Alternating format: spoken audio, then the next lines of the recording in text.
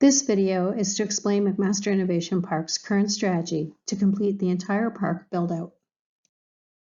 This orientation deck will explain MIP's history, including our current primary goals, to develop the full park ecosystem and initial priority projects. It'll explain our delivery approach and give you a sense of timeline and future revenue projections. The deck has been organized into sections.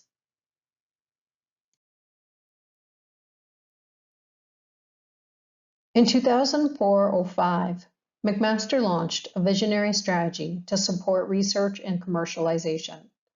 This vision involved the creation of two trusts. First, the Gore District Land Trust to hold land, and second, the first Longwood Innovation Trust, meant to develop and operate buildings. The two trusts serve different purposes, however, both serve McMaster's strategic priorities, which are captured in the trusts incorporating trust objects. To realize the MIP strategy, Gore acquired lands within the West Hamilton Innovation District. First, in 04-05, the large shaded blue portion of the Innovation District lands, and second, in 2019, the parcel to the north known as 44 Frid. Both trusts follow MIP Objects, which are part of their trust incorporating documents. There are 10 objects. One is to collate industry and government and connect them with the university community. Second is to provide an integrated environment of both basic and applied research learning opportunities. Third, to facilitate and accelerate knowledge transfer, to prepare a global knowledge-based workforce. Fourth, create new research opportunities for faculty and graduate students. 5, expand and support the research efforts of Ontario and Canadian-based companies.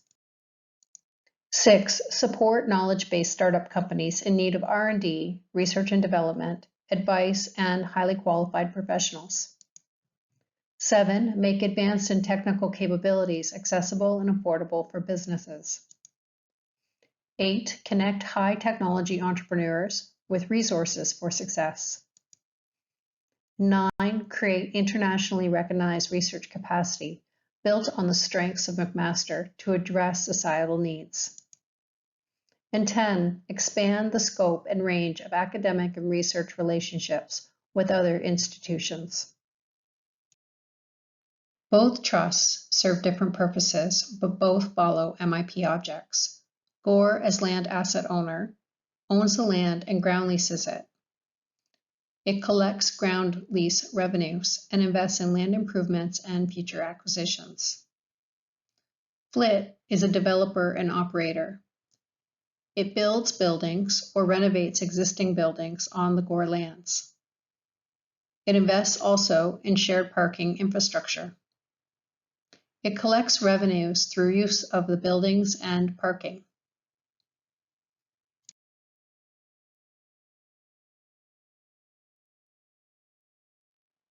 The current priority at McMaster's Innovation Park is to complete the full ecosystem development, involving additional lab facilities, providing manufacturing facilities, building out shared infrastructures, including parking, providing residences, hoteling, and conferencing as well. The current focus is on priority projects, building out a new build called OmnioBio for a relocation of a spin-out company from Toronto, renovating the glass warehouse to be McMaster's future home for Global Nexus, and renovating 44 Frid to be a multi-tenanted facility. The picture inset shows the full ecosystem overview.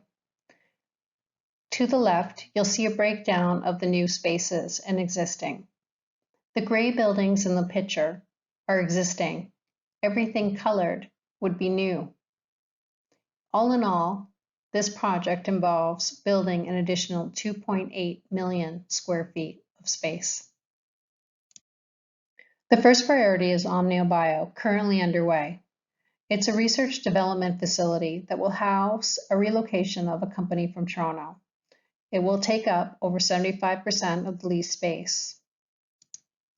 The second priority is building out Global Nexus for pandemics and biological threats. It's integrating the strengths across McMaster in a new program called Nexus.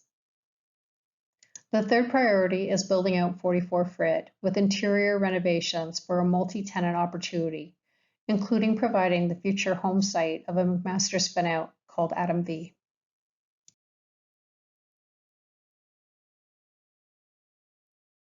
In this section, several concepts will be explained, including the private developer and operator model, explaining GOR ground leases, special purpose vehicles, and public-private partnerships. The full park investment requires over $1 billion in financing or funding. A private developer model shifts financing and future operating income to the third party.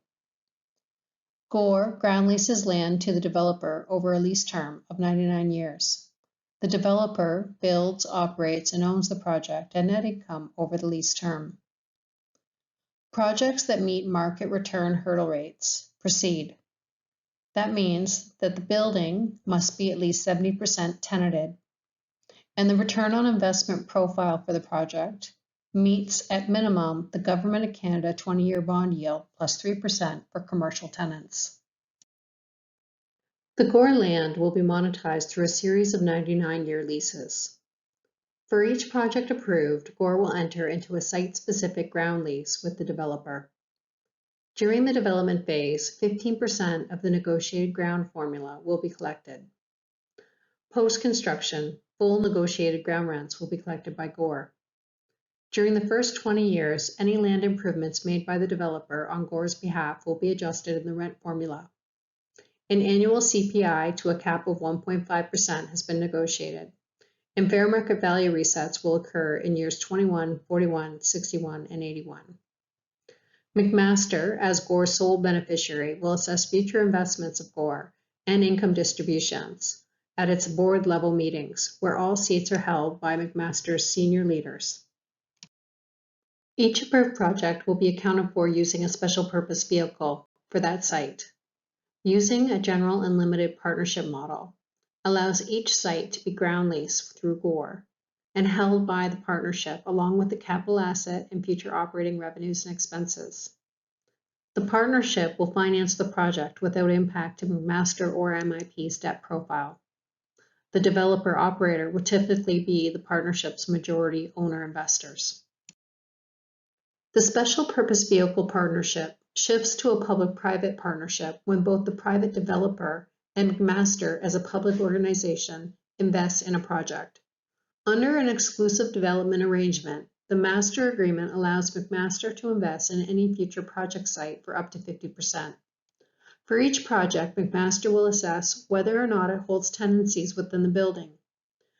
Where McMaster has a significant use, a 30% or more ownership investment secures McMaster with greater decision rights over the building. McMaster may also consider an investment in any project as an alternative revenue generating opportunity when reviewing the project pro forma.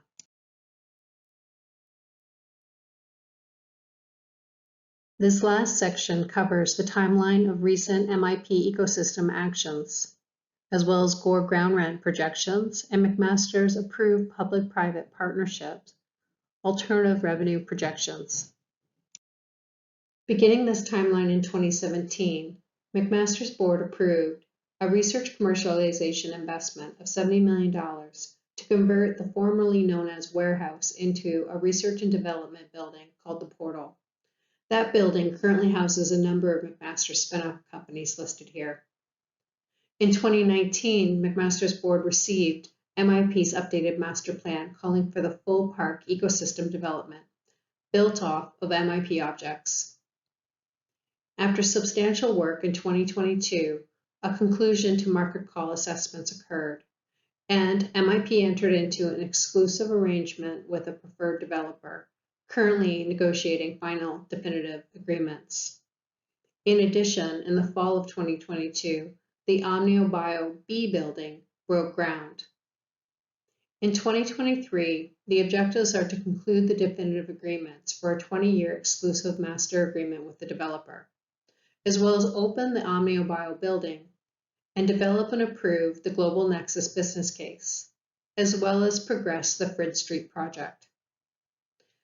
Beyond this, in years 2025 to 2043, our goals are to open Global Nexus develop and open 75% of the additional 2.8 million square feet of spaces, and also renew the 20-year master agreement for the remaining 25% of the ecosystem. This slide serves as a reminder of some of the ground lease terms between Gore and the developer, each site being tied to its own separate 99-year ground lease. During the construction phase, a proportion of the ground lease will be collected, 15%. Post-construction, the full ground rent formula will apply.